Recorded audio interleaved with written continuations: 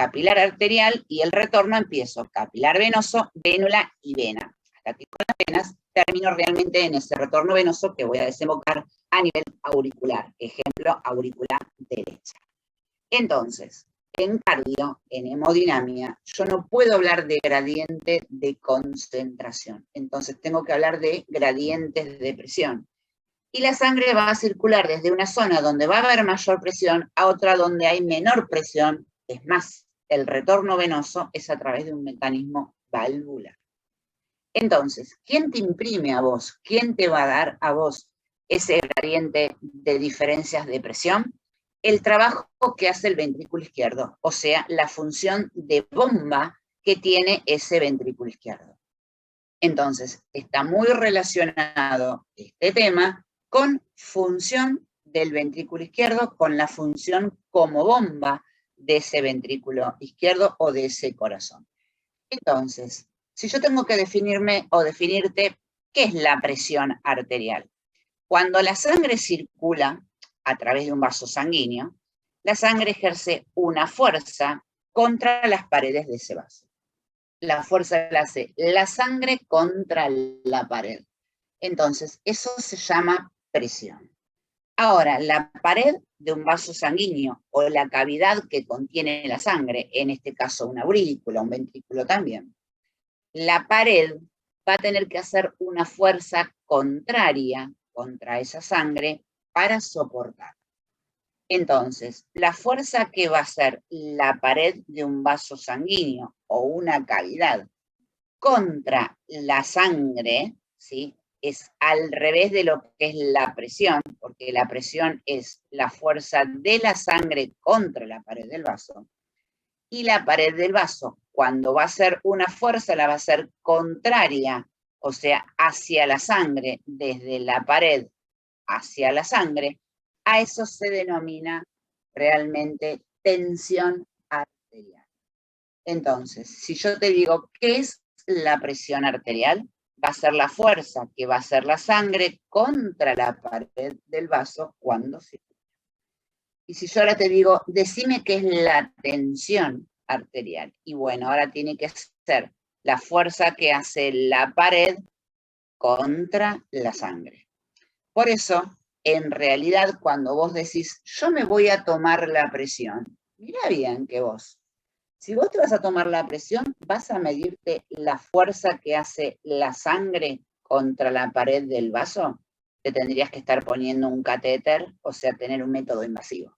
Lo que uno, cuando va y dice, va a la farmacia o le dice a alguien, ¿me vendes el aparatito de tomarme la presión? Y te van a decir, ah, sí, el tensiómetro. Entonces, vos fíjate lo que te estás tomando. Vos te estás tomando la tensión. El aparato es un tensiómetro. Lo que pasa que presión y tensión se van a homologar, porque si la presión es la fuerza que hace la sangre contra la pared, y bueno, la pared tiene que homologar otra fuerza para soportarla. Entonces, yo me voy realmente a tomar la tensión arterial.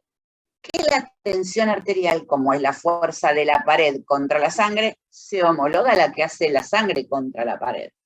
Vamos claro hasta acá, ¿no? Bueno, entonces, esa presión vos la necesitas para impulsar, para que se mantenga un flujo sanguíneo y llegue al tejido y ese tejido reciba ese oxígeno y aporte los nutrientes y el tejido me dé sus productos de esa tasa metabólica, o sea, me dé su dióxido de carbono, y bueno, yo después lo puedo eliminar o, por ejemplo, a través del componente ventilatorio en la unidad alveolo capilar, o eventualmente lo puedo eliminar a nivel renal. Lo cierto es que yo voy a necesitar una presión que va a ser la fuerza que hace la sangre contra la pared del vaso para que realmente mantenga una perfusión adecuada. Ahora, cuidado acá. Yo te puedo hablar de una presión sistólica, de una presión diastólica, te puedo hablar de una presión donde hago una resta entre la máxima y la mínima, o sea, entre la sistólica y la diastólica, o sea, que hago una presión diferencial. Y cuidado, que esa resta entre la máxima y la mínima, o sea, entre la sistólica y la diastólica, te digo, ¿cuál es la presión diferencial? O te pongo un sinónimo. En vez de decirte presión diferencial, te voy a decir presión de pulso. Vos sabés que diferencial y pulso va a ser la resta entre la máxima y la mínima, o sea, entre la sistólica y la diastólica. Ahora, yo te digo, entre la sistólica y la diastólica, esa presión de esa diferencia resultante, ¿es la presión que a mí me asegura un flujo de sangre perfecto, permanente, que a través de ese flujo de sangre voy a llevar mi oxígeno, que lo voy a poder entregar a mi tejido, que le voy a llevar mi nutriente y que la célula me va a decir, toma el dióxido de carbono o el producto de tasa metabólica mío? No, no es esa presión la real que yo necesito para asegurarme un flujo sanguíneo constante. No es la presión de perfusión del tejido, no es la presión tisular. La verdadera presión de perfusión, la verdadera presión tisular, que a mí me asegura un riego de sangre adecuado, con entrega adecuada de oxígeno y remoción de ese producto metabólico, es la PAM. La PAM es la presión arterial media. O sea, ¿cómo la calculás, Betina?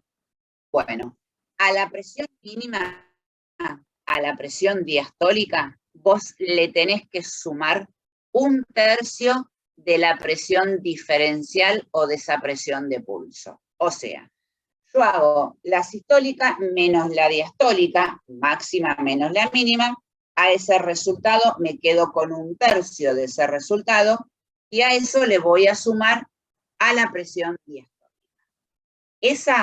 Ese juego de 1/3 de la presión diferencial más la presión diastólica es la que a mí me asegura el flujo de sangre permanente, el flujo sanguíneo adecuado, la entrega de nutrientes con la remoción de ese dióxido de carbono. Entonces, la PAM, la presión arterial media, es la verdadera presión de perfusión, la que a mí me irriga, la que me nutre a cada tejido.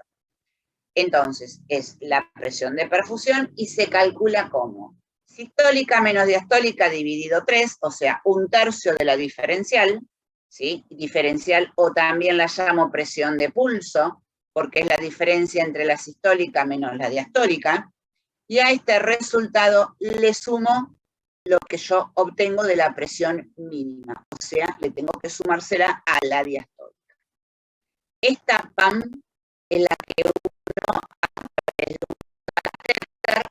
va midiendo permanentemente con un paciente nucleo, ¿sí? Que está con un manejo invasivo, porque estaría inestable hemodinámicamente, por ejemplo.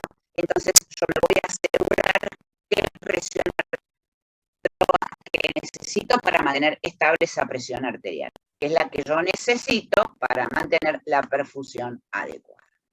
Entonces, tu presión arterial va a depender inicialmente de una relación que va a existir entre ese volumen que vos eyectás en cada latido cardíaco en relación directa con la cantidad de veces que late tu corazón. Entonces, yo voy a multiplicar mi frecuencia cardíaca, mi cantidad de veces que yo lato por minuto, por el volumen sistólico. Esta multiplicación me va a determinar a mí el volumen minuto o su sinónimo gasto cardíaco. Ahora bien, eso es por un lado, pero por el otro lado yo tengo que hablar de las diferencias de presiones aorto-cava. Entonces tengo que hablar de la resistencia periférica, y acá le falta una letra T, que se llama resistencia periférica total, donde es determinante esas diferencias entre la aorta, que es donde estoy sacando esa mayor presión, producto del trabajo como bomba, y donde estoy llegando con una zona de menor presión, donde va a haber un retorno venoso, que por suerte es por un mecanismo de tipo valvular. Entonces, esta resistencia periférica se va a evaluar fundamentalmente en la zona arteriolar, y también va a tener un efecto secundario al sistema renina-angiotensina. Parte de tu gasto cardíaco obviamente va a depender de que yo tenga un buen volumen sistólico, los determinantes de ese volumen sistólico, y los determinantes que me van a pedir a mí en la regulación de la frecuencia cardíaca, que tiene que ver el juego entre el sistema nervioso autónomo simpático y parasimpático. Entonces, desde lo fisiológico, y bueno, yo lo que necesito es mantener la función como bomba. Entonces, va a depender del juego entre esa frecuencia cardíaca, la cantidad de latidos por minuto, el cual está regulado por tu sistema nervioso autónomo. Entonces, dividido en simpático, que va a picarte todas las propiedades cardíacas, a diferencia del parasimpático, que las va a disminuir. Yo les dije, en todas las rotaciones, el simpático estimula y el parasimpático frena, o inhibe.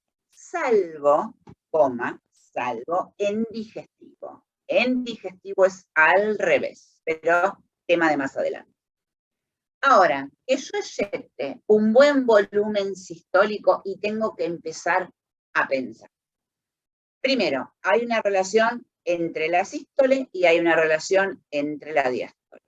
Debe haber una relación entre la durabilidad de la sístole y de la diástole, y hay una relación inversa con mi frecuencia cardíaca. Ahora, que yo eyecte correctamente sangre, un buen volumen sistólico, primero va a depender de la cantidad de sangre que yo reciba. Ya sea, lo puedo aplicar a una cámara auricular, lo puedo aplicar a una cámara ventricular. Entonces, va a depender de un buen volumen de fin de diástole. Entonces, va a depender de una precarga. Y ahí voy a tener que hablar de los determinantes míos de la precarga.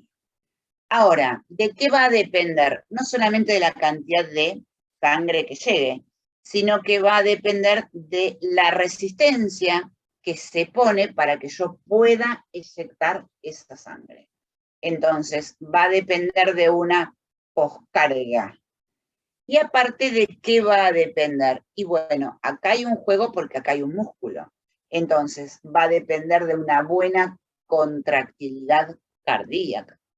Y esto se va a relacionar con el acoplamiento excitación-contracción, y esto va a depender ¿qué? Y yo empiezo a razonar con músculo. Vos tenías el músculo a nivel cardíaco, yo tenía un sarcolemma, tenía mi membranita, esa membrana iba a tener una imaginación, que eran a través de los túbulos T que iban a atravesar todo lo que sería tu celulita, y ahí va a tener receptores de dihidropiridina, los cuales van a tener que ser activados a través de un mecanismo de despolarización, va a haber un manejo iónico. También voy a activar a una membrana, que va a ser la membrana del retículo sarcoplásmico, que tenía otros receptores, que eran los receptores RR de rianodina, los cuales, cuando yo provocaba una estimulación a través de esos receptores, provocaba una despolarización de la membrana, iba a tener un manejo de calcio. Entonces, ese calcio se liberaba, si salía desde el retículo sarcoplásmico, iba a pasar al citoplasma, iba a haber un manejo con el juego de las proteínas específicas a nivel de la fibra ventricular. Si te acordás, proteínas que vos las dividías en dos grupos. Había un juego de proteínas contráctiles, que eran la actina y la miosina, y había proteínas reguladoras, donde iba a estar, una era la tropomiosina, que es la que iba a modular la interacción con la actina y la miosina, y después iba a tener otras proteínas, que iba a ser las troponinas T, que son las que van a permitir la activación de la tropomiosina para que la tropomiosina actúe con la actina y la miosina y vos tengas esa contracción. ¿Quién iba a tener la característica de la presentación del juego de las troponinas? Va a ser la troponina C, que iba a regular la presencia del calcio y la entrega de ese calcio. Iba a tener un juego de troponinas I, donde iban a modular a las anteriores. Entonces, todo este juego me va a determinar a mí una contractilidad. Entonces, regulando yo la contractilidad con todo ese manejo del calcio y la respuesta final actina-miosina. Regulando la poscarga, regulando la precarga, termino regulando ese volumen sistólico. Entonces, las condiciones de carga donde yo voy a poder regular todo este volumen minuto, va a depender de la precarga, de la poscarga, de la contractilidad y, por supuesto, en el manejo de la frecuencia cardíaca, de la acción del sistema nervioso autónomo, dividido en simpático, que me va a aumentar todas las propiedades cardíacas, y el parasimpático, que la va a inhibir. Entonces, yo tengo mi gasto cardíaco, o también lo llamo volumen minuto. Sus determinantes van a ser esa precarga, esa poscarga, ese volumen sistólico con sus determinantes, la frecuencia cardíaca y la contractilidad. Por el otro lado, yo voy a tener un volumen para eyectar. Ese volumen sistólico va a depender de una correcta presión arterial media, o sea, de una PAM, o sea, de una buena presión diferencial, donde yo ese valor de presión diferencial obtengo 1/3 de esa presión diferencial y se la tengo que sumar a la presión diastólica. Por eso la gente mayor, cuando vuelve del cardiólogo, vuelve del clínico y ve a la nieta, ve al nieto, dice, me dijo el doctor que está mal que tengo las dos presiones juntas. Es verdad, porque sin saberlo en su lenguaje está alterando la presión de perfusión asegurada.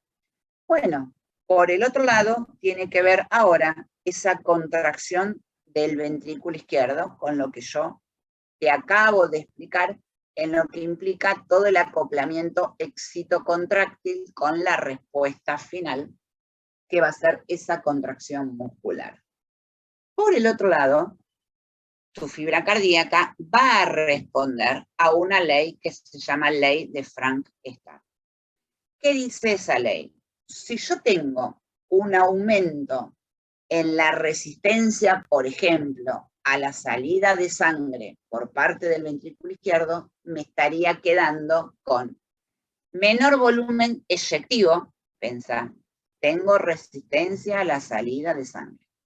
Me baja el volumen sistólico, eyecto menos. Por lo tanto, me quedo con un volumen mayor. Si me quedo con un volumen mayor, parto de un mayor volumen residual y en definitiva termino teniendo un mayor volumen de fin de diástole. Más sangre me quedó en esa cámara ventricular, más estiro la fibra. Cuanto más sangre me queda, más estiro la fibra. Ahora, si ese estiramiento, con ese estiramiento, yo logro una correcta interacción actina-miosina, yo te voy a responder con una mayor fuerza de contracción. Mientras las paredes de tu ventrículo izquierdo o mientras tu fibra muscular no haya tenido ninguna lesión previa. Entonces, esta ley de Frank-Starling, es verdad que a mayor estiramiento de la fibra vas a responder con una mayor fuerza de contracción. Ahora, cuanto más estiro la fibra, ¿sí? Pero estoy fuera de esta ley de Frank-Starling, o sea, pierdo la interacción actina-miosina, cae la fuerza de contracción, me cae ese volumen sistólico y me termino quedando con un mayor volumen residual, donde esa cámara cardíaca va a recibir ahora nuevamente una cantidad de sangre, por ejemplo, proveniente de la aurícula izquierda al ventrículo izquierdo. Entonces, yo ya partí de un mayor volumen residual porque eyecté menos y estiré mi fibra. Entonces, más volumen residual, se le suma porque la aurícula eyecta perfectamente, entonces me va a entrar el mismo volumen de siempre, pero como a mí me quedó mayor volumen residual porque eyecté menos, termino teniendo un mayor volumen de fin de diástole. Cuando yo estiro la fibra y realmente no hay más respuesta porque pierdo los sitios de interacción actina-miosina, es como que estiré el sarcómero, entonces la respuesta de la contractilidad tuya va a bajar. Y termino teniendo un corazón dilatado. Entonces, corazón que perdió esa capacidad, esa fuerza de contracción para responder frente a una mayor cantidad de sangre que me quedó, o por ejemplo, que no puede aumentar su fuerza de contracción si yo hice un pico hipertensivo y necesito vencer esa fuerza que tenga, por ejemplo, en la aorta. Por el otro lado, vos tenías el otro determinante del gasto cardíaco, era modular la frecuencia cardíaca. Modular la frecuencia cardíaca era regular el sistema nervioso simpático y el parasimpático. El simpático, como neurotransmisor, va a utilizar la adrenalina y el parasimpático, como neurotransmisor, va a utilizar la acetilcolina. Uno aumenta la actividad y las propiedades cardíacas, como es el simpático, y el parasimpático las disminuye. Entonces, tu volumen minuto está determinado por regular tu volumen sistólico, donde está determinado por esa descarga sistólica, tiene que ver con el inotropismo y también tiene que ver con ese llenado diastólico. Entonces, el llenado diastólico se determina a través de la distensibilidad de esa fibra miocárdica, de un buen volumen de fin de diástole, de un correcto retorno venoso y de un correcto tiempo diastólico. O sea, acá empieza a jugar la durabilidad de la sístole y la durabilidad de la diástole. Vos sabés que la diástole dura más que dura la sístole, y esto es porque el corazón se nutre en diástole, por lo tanto tiene una relación directa con la circulación coronaria. La relación entre el tiempo sistólico y la durabilidad de ese tiempo que yo le voy a dar a la diástole va a estar en relación inversa con la frecuencia cardíaca. Vos escuchá lo que yo te voy a hacer ahora.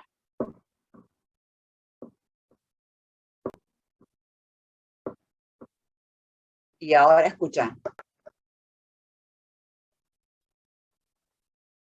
¿Vos pensás que hay una relación directa entre esto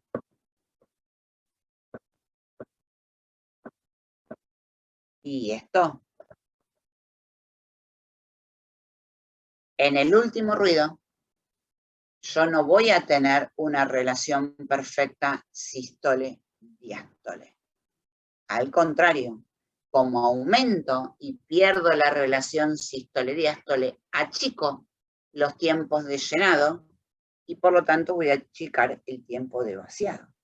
Traducción, el volumen que yo quiera eyectar no va a ser adecuado para mantener una correcta perfusión tisular.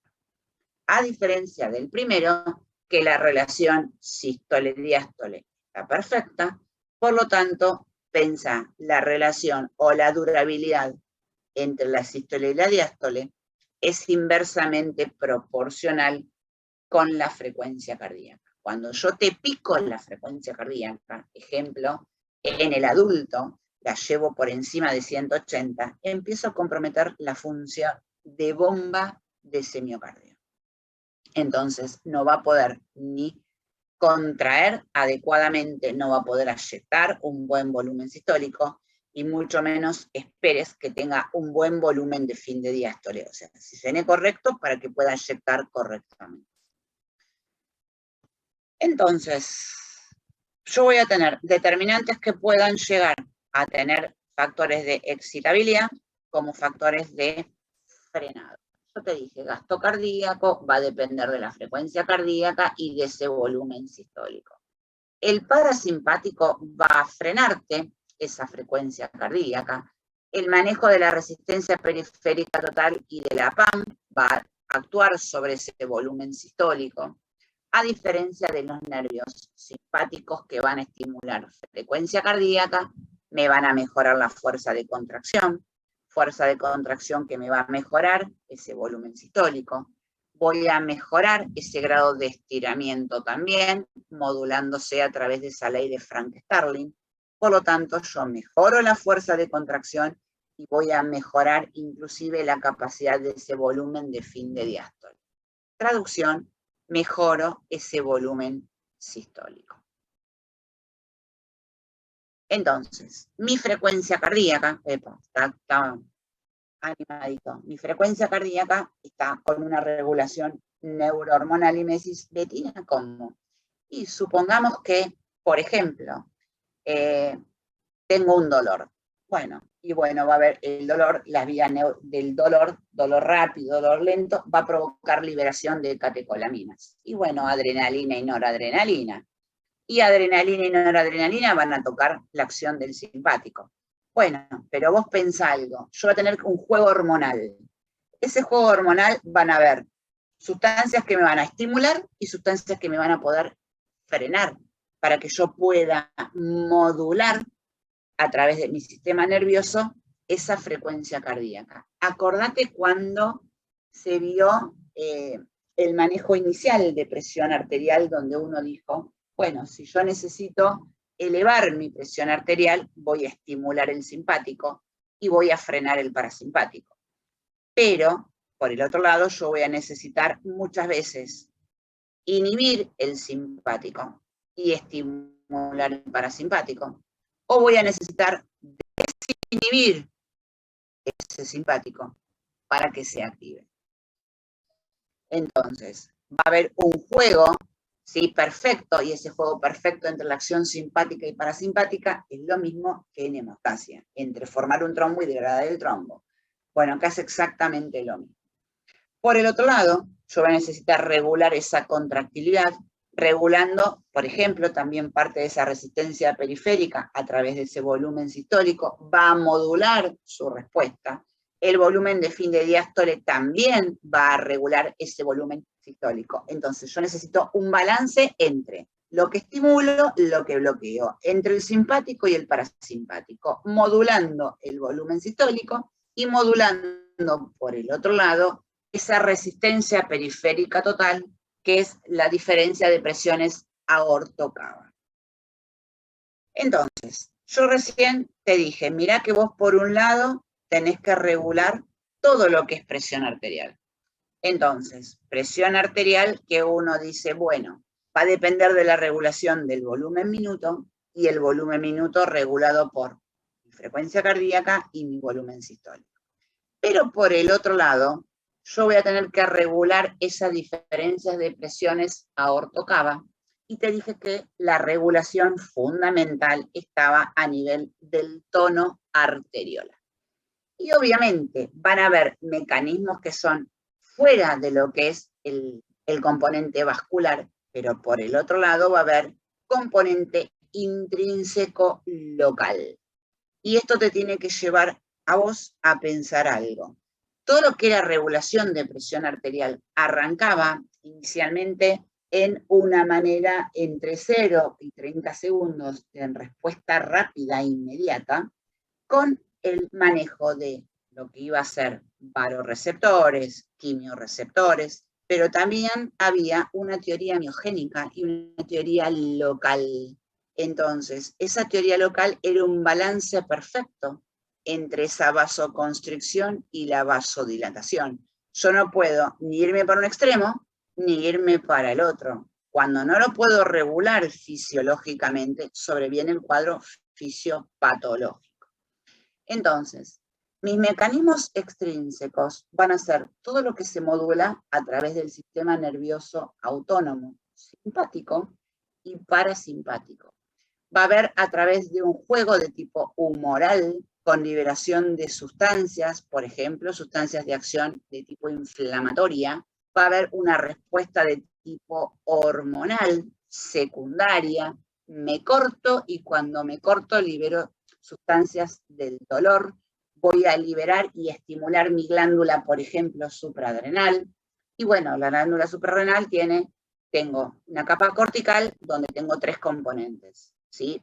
Componente que corresponde a las hormonas sexuales, otro componente que va a corresponder a lo que es glucocorticoide, que es el cortisol endógeno, corticoide endógeno, y otra capa que va a ser la mineralocorticoide. Pero mi médula va a centrarse en las catecolaminas, adrenalina y noradrenalina.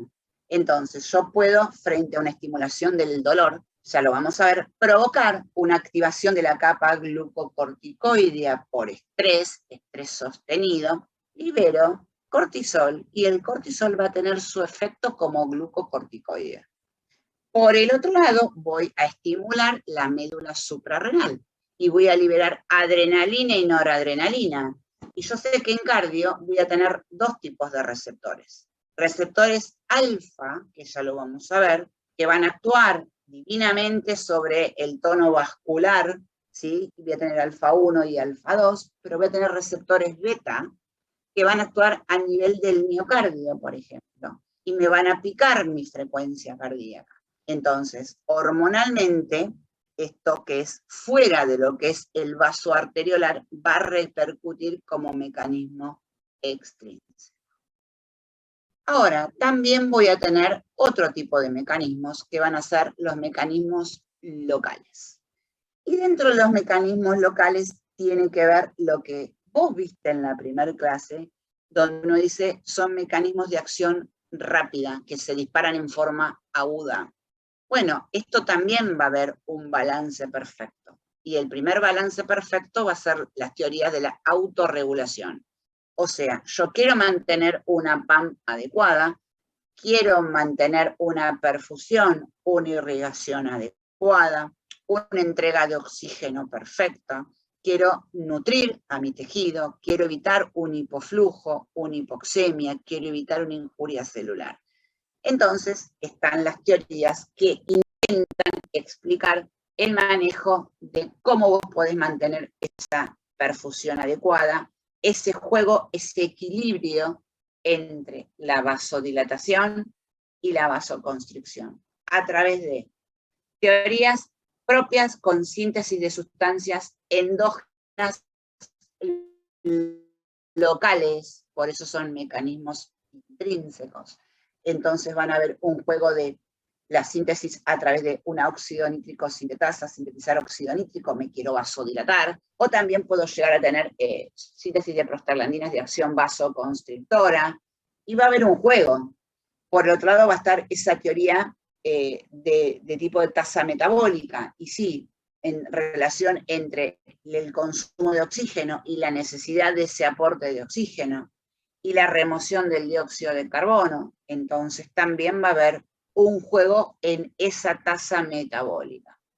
Por supuesto que también va a entrar el juego lo que vos me hagas con ese pH y con las sustancias químicas, productos o no de una reacción inflamatoria o de una liberación por una injuria celular o una necrosis celular en liberación de protones, de radicales libres, y yo te cambio el pH del medio, y tu músculo liso vascular responda, por ejemplo, y me haga una vasoconstricción.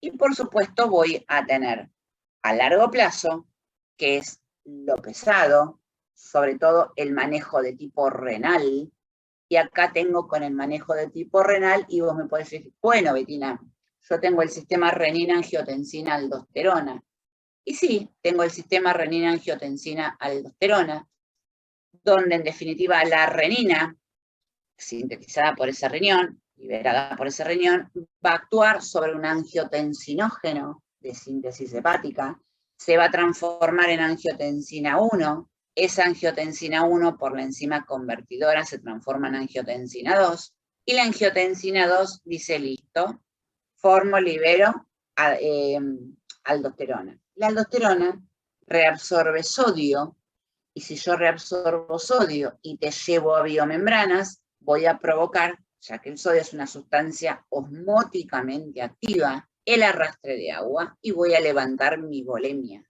que depende de la situación donde yo esté enfrentada a la acción del riñón, me puede ayudar o me puede perjudicar. Ahora lo vamos a ver. Bueno, pero como otros factores renales, yo voy a tener, y si vos te acordás, el péptido natriurético atrial, ese mecanorreceptor que reacciona frente a una situación de aumento de la PAM, porque tengo mucha presión, y si tengo mucha presión diferencial, voy a tener mucha presión arterial media, que es presión de perfusión. Puedo tener una sobredistensión porque me quedó mayor volumen de fin de diástole porque inyecté menos y resulta ser que esto está pasando en mi cámara cardíaca derecha y bueno, responde el péptido natriurético atrial y toca, vos sabés que va a tocar al riñón.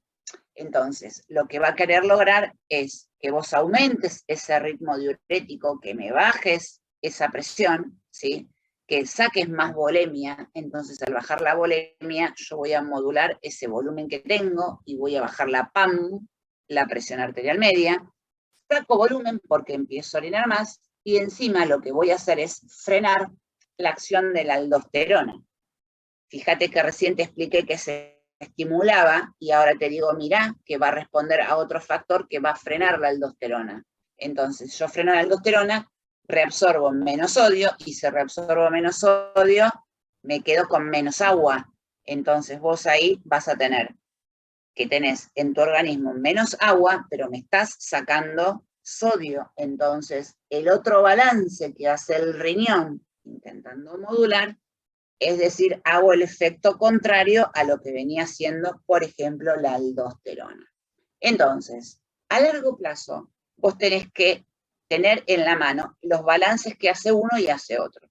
O sea, lo neurohumoral o neurohormonal, el propio tono vascular, donde va a haber una regulación para producir vasoconstricción versus vasodilatación.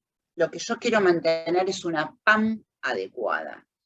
Va a depender de esa volemia, de ese volumen sanguíneo y por supuesto del balance que va a terminar haciendo tu riñón. ¿Están vivos todavía? Porque están Sí, mudos. profe. Están mudos. Bueno, entonces, acá se empieza a jugar qué pasaba en todo lo que es esa integración. Y bueno, yo tenía, por ejemplo, receptores que iban a responder al estiramiento. Y sí, a ver, si yo genero una sobrecarga cardíaca, supongamos, esperen que no quiero que se anime más. Supongamos lo siguiente, yo te voy a llevar a ese ciclo cardíaco, ¿sí? Bien. Supongamos que yo me mandé un pico hipertensivo. Si yo me mando un pico hipertensivo, tiendo a cerrarte esa aorta. Entonces, eyectaría menos. Mi volumen sistólico va a caer. Y eso me va a implicar quedarme con más sangre. Mi ventrículo izquierdo se quedaría con un mayor volumen residual. Ahora, ese mayor volumen residual, vos pensá algo. Tu aurícula izquierda, que está arriba, no tiene una compuerta y dice, no, espera que tengo que terminar de eyectar mi sangre perfecta para el ventrículo izquierdo porque este se quedó con más sangre. No lo hace, no puede. Entonces, tu aurícula izquierda logra abrir la válvula auriculoventricular. Vos pensás que se quedó con un mayor volumen residual. Entonces, va a mandar la sangre correctamente y tu ventrículo se queda con un mayor volumen de fin de diástole. ¿Por qué? Y porque se quedó primero con un volumen residual mayor porque no eyectó como tenía que eyectar. Les lo estoy contando para que lo puedan entender lentamente. Entonces, tu ventrículo izquierdo quería eyectar, logró abrir la válvula sigmoidea, pero no pudo eyectar lo suficiente. Entonces el ventrículo izquierdo le cae el volumen sistólico. Por lo tanto, le queda mayor volumen residual. La aurícula izquierda abrió la válvula auriculoventricular, mandó la sangre. Tu ventrículo izquierdo aumentó tu volumen de fin de diástole. Pensá, estiro la fibra. Si estiro la fibra y lo aplico a la ley de Frank-Starling y mi corazón estaba sano, esto va a responder con una mejor fuerza de contracción. Fuerza de contracción que va a lograr abrir bien tu válvula aórtica y va a poder eyectar.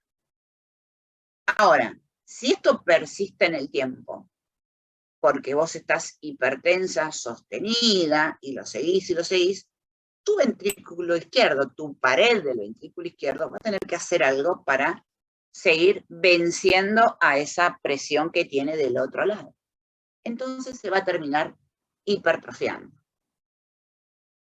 ¿Qué le pasa a la aurícula izquierda? Y bueno, la aurícula izquierda se va a encontrar con que abajo había más presión, está un ventrículo ya más hipertrófico, y bueno, ella va a tener que hacer exactamente lo mismo, aumentar su fuerza de contracción para lograr abrir la válvula auriculoventricular, para poder pasar sangre de la aurícula al ventrículo.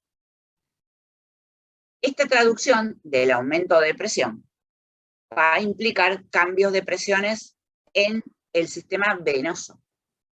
Entonces vas a empezar con un cambio en las uniones a nivel intercelular, del lado, a nivel de la unión, espera que me sale el nombre, pulmonar capilar en la zona de hematosis, y las uniones intercelulares se abren en los capilares pulmonares. Entonces vas a tener fuga del componente proteico del plasma. Eso te va a llevar a vos a una congestión pulmonar, porque estoy pasando proteínas de un intravascular a un intersticio, paso componente plasmático y estoy mandando proteínas a donde no tienen que ir. Si esto persiste y no hay un cambio hemodinámico, vos vas a generar, o tu paciente, un edema agudo de pulmón y un fallo de bomba del lado izquierdo. Esto mismo yo te lo puedo aplicar del lado derecho. Entonces, los varoreceptores, que son receptores de mecanorecepción, que son receptores de estiramiento, ¿sí?, se van a activar. Y vos sabés que están en carótida y están en seno carotidia. Entonces, todo lo que implicó a mí cambios de presiones o distensibilidad de la pared sanguínea, cambio de volumen frente a cambio de presión, compliance o distensibilidad, pensá que los varoreceptores están en el músculo de la pared vascular. Entonces, todo lo que a mí me llevó a cambiar esa presión, a mí me llevó a una distensión de una cámara cardíaca, sobre todo el lado derecho, y bueno, se va a activar. Entonces, cuando se activa, toca al centro vagal, y bueno, yo voy a excitar al centro vagal, voy a provocar vasodilatación con caída posterior de esa presión arterial media. Así va a jugar y va a tratar de solapar ese cuadro hipertensivo, y el cuadro hipertensivo, todo el juego de la mecánica cardíaca, hasta que vos no puedas más, tu paciente eventualmente lleve un fallo de bomba real. Bueno, entonces, el varoreceptor termina siendo realmente un reflejo. Ahora, vos tenías varoreceptor como receptores de estiramiento, pero vos pensá algo. A ver, hay quimiorreceptores, y estos quimiorreceptores van a activarse también. Entonces, frente a un hipoflujo, porque todo este jueguito a mí me genera un hipoflujo, menos sangre va a llegar a un tejido. Entonces, el hipoflujo, la hipoxemia, menos cantidad de oxígeno va a llevar esa sangre, porque tengo menos sangre que está entrando, hipoflujo, hipoxemia, termino con una hipoxia tisular. Entonces, si vos te acordás de la primera diapositiva de sangre, había algo que se llamaba pH. Y pH, a mí no me interesaba que me dijeras, mirá, tiene la inversa, el logaritmo de la concentración de protones, sino que realmente me digas, se relaciona con el protón. Y cuando se relaciona con el protón, voy a cambiar todo el medio de mi sangre, porque el protón, que tiene carga positiva, va a estimular 3 sistemas. El primero ya lo vimos, que es el sistema celular de compensación. Si vos tenés una célula y en el extracelular yo tengo mucho protón, porque tengo bajo pH, estoy acidótica, tengo mucho protón con bajo pH.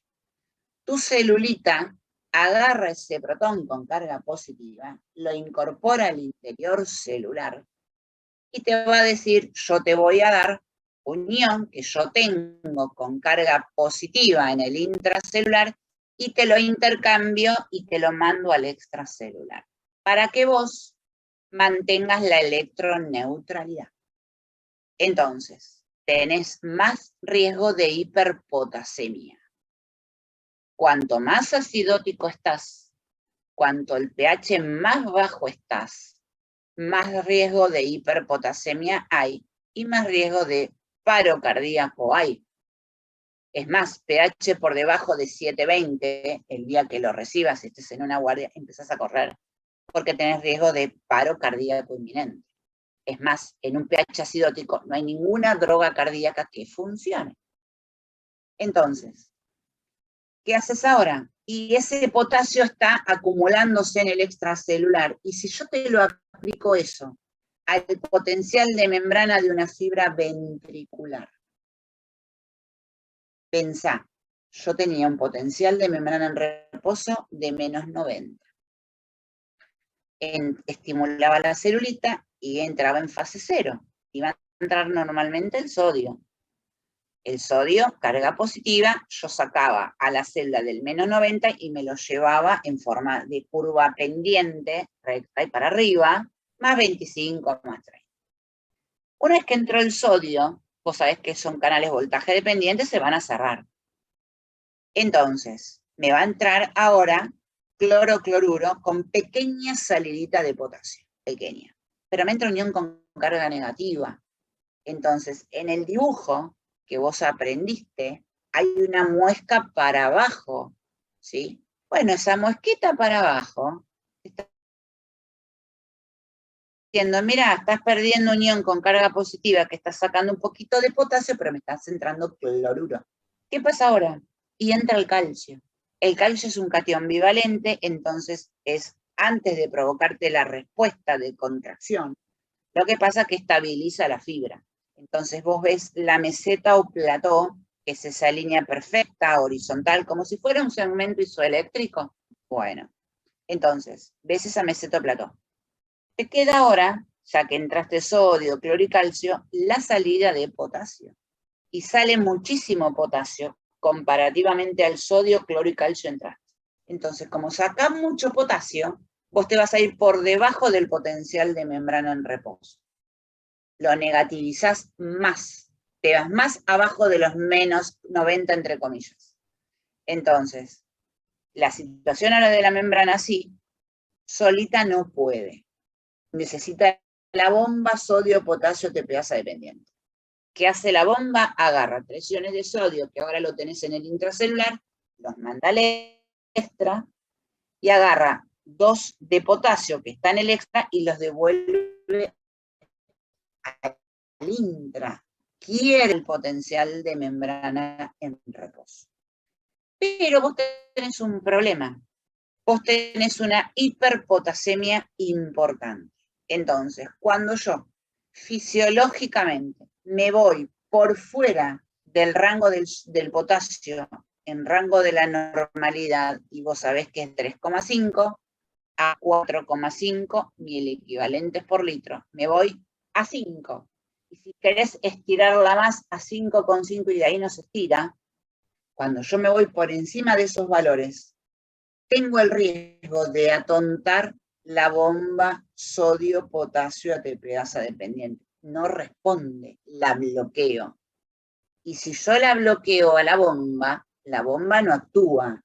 Y si la bomba no actúa, no hay devolución al potencial de membrana en reposo. Entonces, van a haber receptores que van a ser receptores que van a sensar cambios de determinadas sustancias, como por ejemplo, cambios de pH frente a los cambios de protón, secundarios a los cambios de ese potasio, o va a haber, por ejemplo, cambios producto de una tasa metabólica alterada, no entrega oxígeno, deprivación del dióxido de carbono. Entonces, todo lo que implica acúmulo de dióxido de carbono complica el pH. ¿Por qué? Porque había una ecuación que se llama ecuación de Henderson-Hasselbalch, que te dice que el dióxido de carbono, cuando vos lo combinas con agua, a través de una anhidrasa carbónica, te va a dar ácido carbónico. Ese ácido carbónico complica a la acidosis que vos tenías. Y si te agrego algo más, te digo, ¿sabes lo que va a ocurrir? Inmediatamente hay una deprivación de flujo sanguíneo. Un pasaje de un metabolismo aeróbico a anaeróbico. Y acumulo ácido láctico y ácido pirúvico. ¿Sabes cómo se dispara estas sustancias con el reflejo quimiorreceptor? Terriblemente.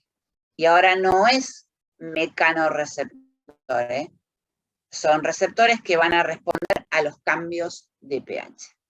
¿Voy a tener esos reflejos atriales y el efecto del péptido natriúrico atrial? Sí, a reflejos a nivel de también la arteria pulmonar y esta respuesta isquémica del sistema nervioso central, que es una respuesta de urgencia. Cuando yo tengo, por ejemplo, un paciente que tuvo un politraumatismo, un ejemplo, venía en moto, sin casco, se golpea y se golpea la cabeza. Entonces aumenta la presión en el cerebro, hace una hipertensión endocraniana. Comprimo vasos sanguíneos, comprimo toda estructura. Y acá volvemos de nuevo a lo mismo. ¿Qué significa? Y toda estructura inflamada, cerebro, toda estructura, ¿no? Contenida dentro del cráneo, va a ser presión contra la estructura que lo contiene. Entonces, si yo hago presión contra la estructura mía, contra mi calota, si vos querés hablar así, y bueno, yo tengo que después de los 2 años las fontanelas anterior y posterior están cerradas. Entonces, la única vía de escape que tiene cualquier estructura, en este caso en el cerebro, ¿sí?, la relación con el cráneo, contenida, y es sacármelo por el agujero occipital. Es la única que tengo. Entonces, ahora, vos pensá algo. Vos tenías un control nervioso y tenés neuro. Y yo neuro, y sí, mira, Betina, yo voy a tener la corteza, mira, voy a tener el hipotálamo con 3 áreas divinas, y voy a tener bulbo. Y a vos se te dijo algo en su momento en bulbo. Vos tenés centros cardioaceleradores y centros cardioinhibidores. Pero en bulbo, que ya lo van a ver en respiratorio, tengo también el control de la ventilación. El control de la ventilación está en protuberancia con 2 centros, centro neumotáxico, centro apnéutico, pero en bulbo hay 2 grupos. Está el grupo dorsal de neuronas, que son las que van a regularte la inspiración, y está el grupo ventral de neuronas en el bulbo, que te van a controlar la inspiración y la expiración. Entonces, ahora razona. Yo tengo un aumento de la presión endocraniana y toda estructura contenida va a querer escaparse por ese agujerito. Entonces, va a descender todo tipo de estructura y cuando el bulbo, ¿sí?, quiera pasar, no va a poder. Entonces, es como que queda aprisionado. Y eso es lo que se llama paciente enclavado. Con un pico de hipertensión endocraniana, hay una alteración como una vía de escape que se quiere hacer de toda estructura a través del agujerito, y es como que se enclava.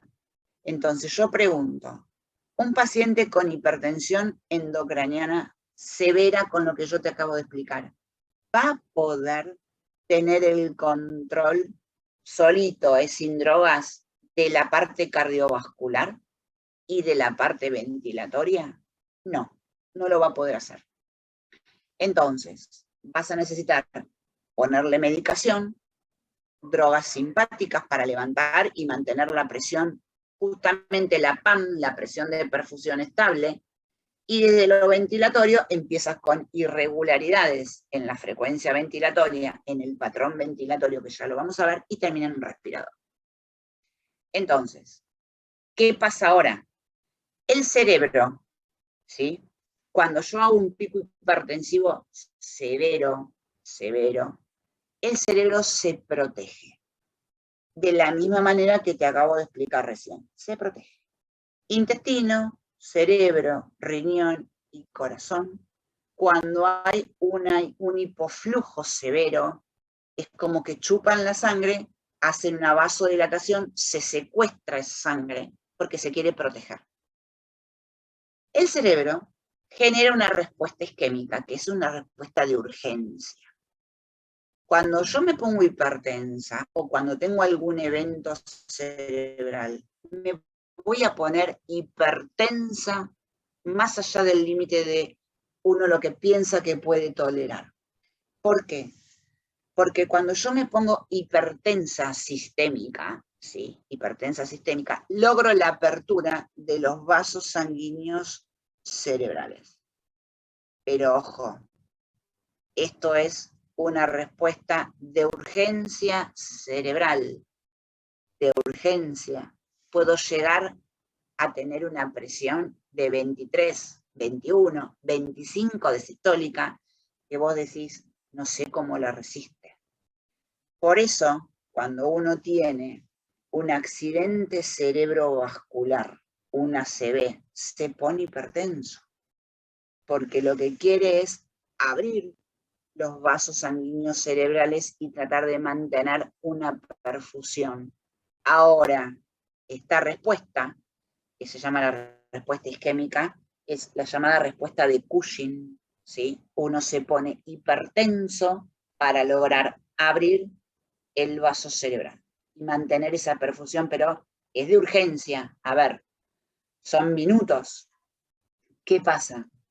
Por eso en un paciente, cuando viene con un evento vascular cerebral, nunca se te ocurra bajarle la presión rápido, porque está haciendo una compensación de respuesta al hipoflujo que está teniendo su cerebro. Resuelta la situación de la causa, la presión sanguínea va a bajar. Ahora, es una respuesta de urgencia. Lo cierto es que si vos te pones hipertenso, tu paciente se pone hipertenso severo mal, y la pregunta es, ¿sobre qué corazón se está poniendo así? ¿Sobre un corazón sano o sobre un corazón que ya tuvo un daño anterior? Porque si tu paciente es un paciente mayor que tuvo un infarto de miocardio previo, estás con un paciente que tiene menos masa tanto auricular como ventricular para responder. Entonces, cuando yo me pongo hipertenso, tiendo a cerrar la aorta, tus ventrículos van a tener que hacer mayor fuerza para abrir las válvulas sigmoideas, y en este caso si yo me voy al lado izquierdo, voy a tener que hacer una mayor fuerza de contracción para vencer a esa poscarga que tengo, a esa resistencia que tengo y lograr abrir la válvula sigmoidea y poder eyectar el volumen sistólico que yo tengo. Si esto no ocurre, vos eyectás menor volumen sistólico, pensá, me cae el volumen sistólico y la fórmula era volumen sistólico por frecuencia cardíaca, era volumen minuto. Volumen minuto por resistencia periférica total va a ser igual a la presión arterial. Entonces, si cae el volumen sistólico, voy a tener alteraciones para poder sostener mi PAM, mi presión arterial media. Pensá, menor volumen eyectivo, me quedé con más volumen residual. Y bueno, más volumen residual, la aurícula que está arriba va a querer abrir la válvula auriculoventricular. Pobre, se va a encontrar con que abajo hay mucha presión, ella va a tener que hacer mucho mayor trabajo y no tiene una compuerta en las aurículas que les digan, no, pará, espera un poquito, no mandes sangre porque yo todavía no pude eyectar al ventrículo porque el ventrículo se encontró con una poscarga alta y no pudo eyectar. No lo puedo hacer. Entonces, vos encima estás trabajando con menor masa ventricular sana. La ley de Frank-Starling se cae, no responde, no va a responderte con una mejor fuerza de contracción. Entonces empieza los cambios de presiones del lado izquierdo, la sobrecarga del lado izquierdo, la congestión pulmonar y el edema agudo de pulmón si yo lo apunté hacia ventrículo izquierdo. Del ventrículo derecho va a ser exactamente igual, nada más que voy a tener sobrecarga de la aurícula derecha y voy a ver o una ingurgitación yugular o voy a ver una hepatoesplenomegalia o voy a ver una alteración en el retorno venoso con edema de miembro inferior. Lo cierto es que como mecanismo nervioso, cuando este se dispara, estamos frente a una urgencia. Entonces, yo voy a tener, y se dispara esto también, necesidades metabólicas que van a intentar ser reguladas por un mecanismo de autorregulación, que es para que yo pueda regular el propio flujo sanguíneo. Un sistema nervioso, que es un sistema de interrelación en conjunto, el neurohormonal.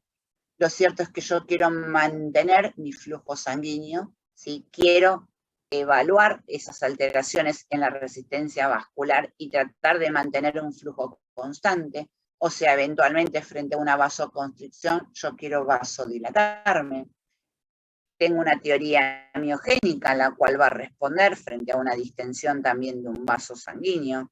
Voy a tener un juego de contracciones de fibras lisas. Va a haber una ley que se llama tensión, que es presión transmural por radio. Y bueno, yo quiero aumentar mi flujo sanguíneo para generar, por ejemplo, un mejor aporte de sangre, mejor aporte de oxígeno, eliminar los nutrientes. Y bueno, también van a haber productos de metabolismo de acción entre balance vasoconstrictores y vasodilatadores. Lo cierto es que vos tenías en un control cerebral, en un control superior, y bueno, yo voy a tener una localización cerebral y voy a tener un eje jerárquico, ¿sí? Entonces va a haber un control superior. Y bueno, a ese cerebro en su momento, si vos me decís, mira, Betina, a la parte cerebral, y bueno, hay un área motora, hay un área premotora, estamos todos bárbaros, hay un cerebelo que también va a coordinar, va a haber también ganglios de la base, ¿sí? Que va a ser vías extrapiramidales, pero lo cierto es que a nivel cerebral yo voy a tener un núcleo, que es el núcleo del tracto solitario. Este núcleo va a recibir todo cambio que esté pasando en tu presión arterial, ya sea por información que provengan de los vasoreceptores, o sea, de los mecanorreceptores, de los quimiorreceptores y de todo lo que es tallo cerebral en general. Por lo tanto, ese núcleo del tracto solitario va a tener sus proyecciones y van a modificar en función a lo que se está recibiendo una actividad preganglionar simpática o eventualmente una actividad parasimpática, más una liberación de hormona antidiurética. Otros centros que vas a tener, y bueno, nosotros vimos en todo ese eje el núcleo preóptico, el núcleo paraventricular, el núcleo de la zona anterior al tercer ventrículo, un manejo emocional en general, sueño y emociones, o sea, voy a entrar en juego con la amígdala, con el hipocampo, todo un juego donde va a haber toda una interconexión neuronal. Bueno, también voy a tener el núcleo ventricular, voy a tener neuronas motoras, van a manejar todo lo que es nervio de acción periférica, van a provenir del núcleo ventrolateral del bulbo. Yo te dije que en el bulbo tenía un centro vasomotor. Todo tipo de estimulación va a picar las propiedades cardíacas, va a producir vasoconstricción, voy a aumentar la liberación de noradrenalina. Es más, esto va a terminar generando hipertensión arterial. Tenías ese hipotálamo que te dije que iba a integrar absolutamente todo y donde voy a tener, por ejemplo, respuestas frente a la termorregulación con vasoconstricción o vasodilatación en general. Bueno, todo lo que es de acción emotiva también, porque hay una integración de tipo límbica, o sea, hay una interacción neuroendocrina en el hipotálamo. Bueno, todo esto va a terminar sobre ese control a nivel de tipo vulvar, donde vos ibas a tener tu centro cardioacelerador, cardioinhibidor, y también el control de tipo ventilatorio. Entonces, en definitiva, yo tengo mecanismos rápidos, ¿sí?, que son los que reaccionan entre los 0 y los 30 segundos, y es el más relevante, el reflejo varoreceptor, el quimio, la isquemia, y bueno, el varoreceptor de baja presión también. Voy a tener de acción intermedia en minutos, y el más pesado es el del control renal. Pero bueno, el de acción intermedias, minutos a horas, y la vasoconstricción mediada por el sistema renina-angiotensina-aldosterona, la relajación local, que es inducida por ese mismo estrés, el movimiento del líquido cuando yo tengo alteraciones de las uniones intercelulares, el efecto de la adrena y la noradrenalina, y la propia vasoconstricción provocada por la hormona antidiurético, la vasopresina. El que pesa y el que hace el control final es el riñón. Pero ojo acá, el riñón no sabe por qué no le puede llegar sangre. Y esa es la interrelación con la insuficiencia cardíaca. Yo me puedo estar cortando, y si yo me corto, obviamente tengo una pérdida de la volemia, y si tengo una pérdida de la volemia, voy a tener un hipoflujo. Y si tengo un hipoflujo, me voy a generar una hipoxemia, una hipoxia, y voy a hacer una necrosis tisular. Pero el riñón no sabe por qué no le llega sangre por su arteriola aferente. Él sensa que entra menos sangre, me va a caer la tasa de filtrado glomerular, y bueno, me va a caer el volumen de filtrado, la tasa de filtrado, tu mácula densa sensa que hay menos flujo sanguíneo, menos aporte de sodio, dispara renina, angiotensina, aldosterona, vos reabsorbes sodio, reabsorbes agua, yo intento levantar la volemia, y en este caso a mí me salva. El control renal me salva. ¿Vamos bien hasta acá?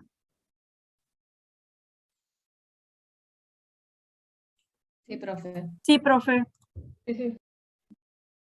Bueno.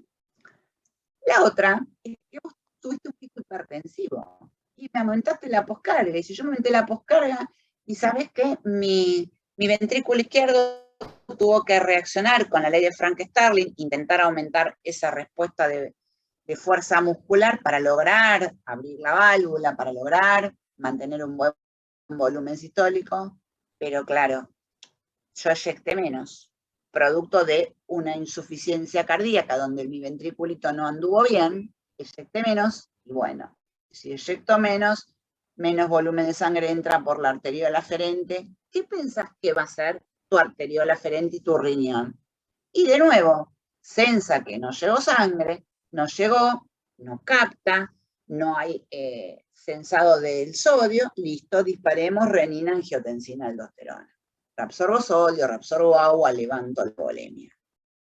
Pero acá se me complica, porque no llegó sangre al riñón en esta situación, pero por un problema que mi ventrículo no eyectó correctamente mi volumen sistólico. Entonces, no eyectó el volumen sistólico, se queda con más volumen residual, me aumenta ese volumen de fin de diástole. Y si yo estoy fuera de la ley de Frank-Starling, o sea, la ley que a vos te dice, mira que cuando vos estiras más, mientras que mantengas la interacción actina-miosina, quédate tranquilo que vas a responder con una mejor fuerza de contracción y vas a lograr abrir la válvula y vas a lograr eyectar. Pero estoy partiendo de que yo tengo un corazón no sano, estoy partiendo de que no tengo una correcta ley de Frank-Starling para responder. Y si yo me quedo con mayor volumen de fin de diástole, la sangre, yo te acabo de decir que ejerce una fuerza contra la pared del vaso, y esa fuerza se llama presión. Entonces, esa presión se traduce a toda la cámara cardíaca. Ella quiere abrir la válvula sigmoidea, pero como se traduce a toda la cámara cardíaca, vos arriba tenés tu válvula auriculoventricular que te dice gracias por golpetear al revés. Entonces, esa válvula auriculoventricular se termina la valva de la válvula abriendo, milimétricamente abriendo. Entonces, cuando tu ventrículo izquierdo quiere eyectar para la aorta, parte de esa sangre se va a ir para atrás y hace una insuficiencia valvular. Parte de esa sangre se me fue a la aurícula izquierda, vino para atrás. Entonces, hago dos cosas. Eyecto menos volumen sistólico, pero encima hago una sobrecarga de la aurícula izquierda, porque tengo un agujerito que no tendría que estar. Tu aurícula izquierda dice, mirá, yo no tengo una compuerta que diga, recibo lo normal más un reflujo, algo que viene desde atrás. No puede, entonces tiene que estirarse también, hipertrofiarse en su momento para aumentar la fuerza de contracción, para vencer la presión que tiene el ventrículo izquierdo abajo, para que a su vez el ventrículo izquierdo pueda lograr, es más, abrir la válvula sigmoidea y eyectar un volumen sistólico adecuado. Todo esto el riñón no lo supo, pero el riñón sensó un hipoflujo renal, sensó una disminución de la cantidad de sodio en la mácula y disparó el sistema renina-angiotensina-aldosterona. Reabsorbó sodio, reabsorbó agua, levantó la volemia y terminó complicando el cuadro cardiovascular. Bueno, ¿están vivos todavía? Prometo que en un ratito termino. Bueno, entonces, el control rápido, y vos tenés mecanismos de acción hormonal.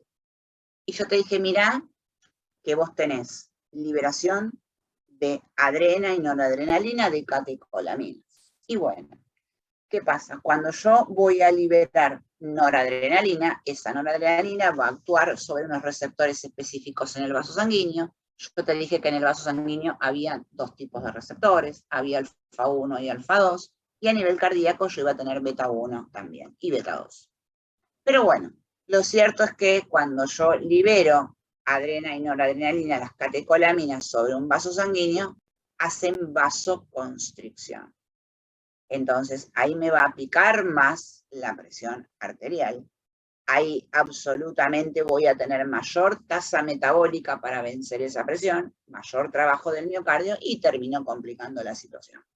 Entonces, frente a la liberación de noradrenalina, reacción directa con el receptor, vasoconstricción.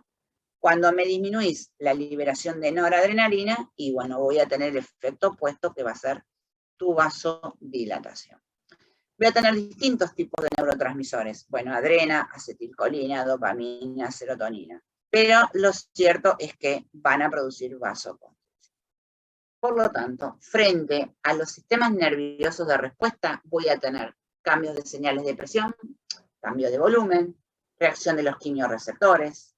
Esos varoreceptores también van a reaccionar y son también sensibles a cambios de la presión arterial, como cambios en el manejo del volumen minuto. Voy a tener reflejos adrenérgicos, que son los que responden a corto plazo, y los reflejos adrenérgicos con efecto hormonal también están a largo plazo. Entonces, yo tengo catecolaminas endógenas mías y también las puedo aplicar por vía extrínseca, que es cuando vos tenés inestabilidad de la presión arterial y necesitas sostenerle la presión arterial al paciente, se hace goteo de adrenalina, por ejemplo, o de dopamina a distintas dosis. Bueno, van a regular el tono vascular, adrena y noradrenalina, y yo te dije que teníamos dos tipos de receptores. Receptores alfa 1, a nivel de las células postsinápticas en músculo liso, van a producir vasoconstricción. A nivel presináptico, en terminaciones nerviosas, y a nivel postganglionar, van a sintetizar noradrenalina.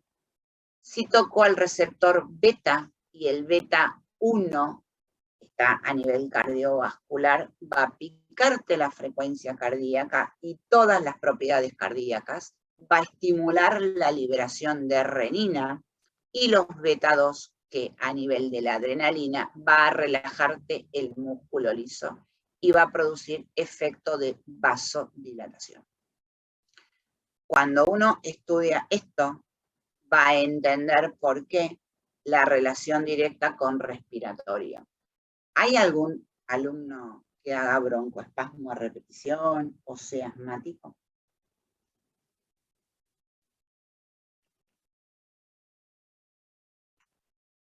Bueno, los pacientes que tienen broncoespasmo, cuando tienen problemas para expirar el aire, lo que se le da en forma aguda es un broncodilatador. Y el broncodilatador, a nivel pulmonar es receptor beta. Por lo tanto, cuando yo doy un broncodilatador por vía inhalatoria o hago una nebulización con salbutamol, ¿sí?, que es un estimulante de tipo beta, también va a tocar esa misma droga, va a tocar a los beta 1. Por lo tanto, va a picar la frecuencia cardíaca. Por eso muchos pacientes te van a decir, yo siento cuando me nebulizo con salbutamol, que es un broncodilatador y estimula los receptores beta, te van a decir, tengo taquicardia, y no te están mintiendo. Y también tienen temblores y no te están mintiendo. Bueno, entonces, tanto el sistema nervioso simpático como parasimpático termina regulando todo lo que es propiedades cardíacas y el tono vascular. La noradrenalina es un transmisor de tipo obviamente simpático, catecolamina, se va a unir a los receptores provocando AMP cíclico, estimulación proteínquinasa, va a fosforilar el manejo de los canales de calcio y va a provocar la apertura de los canales y la entrada a la célula. Gran cantidad de calcio provoca más liberación de calcio y esto va de la manito con el acoplamiento excitocontráctil. Bueno, si yo ahora quiero frenar toda esta actividad, y bueno, tengo que tener una actividad de tipo vagal, voy a tocar a los receptores muscarínicos que van a frenar, van a inhibir el efecto de las catecolaminas. Bueno, en general los receptores que van a intervenir tanto en la contractilidad como la modulación de la frecuencia cardíaca, y son llamados receptores beta-adrenérgicos o catecolaminérgicos. Se relacionan con el tono vagal a través del estímulo de los receptores alfa, con los beta van a producir aumento de la frecuencia cardíaca y el manejo de la acetilcolina, o sea, el efecto colinérgico, va a disminuir todas estas propiedades. El simpático, a través de la noradrenalina, va a tocar a los receptores alfa, modulándote el aumento de la presión arterial y la vasoconstricción. La adrena va a tocar a los alfa y también va a tocar a los beta. Entonces, tocando los alfa aumenta la presión arterial y la vasoconstricción, y tocando a los beta aumenta la frecuencia cardíaca, el grado de contracción y el aumento del estímulo a través del sistema cardionector. La acetilcolina al revés. Parasimpático baja todo, entonces baja propiedades cardíacas. Entonces, vos tenías corteza cerebral, que es, resumiendo, hipotálamo, y el control vulvar. Control vulvar que va a ir control del corazón a nivel pulmonar, en conjunto con el corazón, con receptores cardiopulmonares, van a hacer el juego y el retorno de la información a ese centro vulvar. Voy a tener varoreceptores arteriales que van a llevar información al centro vulvar, varoreceptores o mecanorreceptores que van a responder a la presión arterial que va a depender de ese volumen minuto cardíaco y la regulación de la resistencia periférica total. El centro vulvar, directamente a través del control a nivel arteriolar vasoperiférico, va a manejar esa resistencia periférica. Resistencia periférica por volumen minuto me va a dar el juego de la presión arterial. A todo esto le vas a sumar lo extrínseco. Dolor, frío, todo esto con liberación neurohormonal va a tocar el centro vulvar y va a regular absolutamente todo. Bueno, entonces, a nivel de tipo nervioso, actúan inmediatamente entre 0 a 30 segundos, eran los varoreceptores, los quimios, la respuesta de urgencia de tu sistema nervioso central frente a la isquemia, y los receptores de baja presión. Los sistemas de regulación de acción intermedia, minutos a horas, vasoconstricción, renin-angiotensina-aldosterona, relajación por estrés, movimiento de líquido a través del pared capilar, efecto vasoconstricción, tanto noradrena y la hormona antidiurética. Y obviamente a largo plazo está el pesadito, el control renal. Bueno, entonces, la regulación extrínseca humoral, y bueno, se va a regular a mediano y a largo plazo, sistema renina-angiotensina, regula presión arterial, tono vascular y termina regulando volemia. Más el efecto de transmisión de tipo simpático.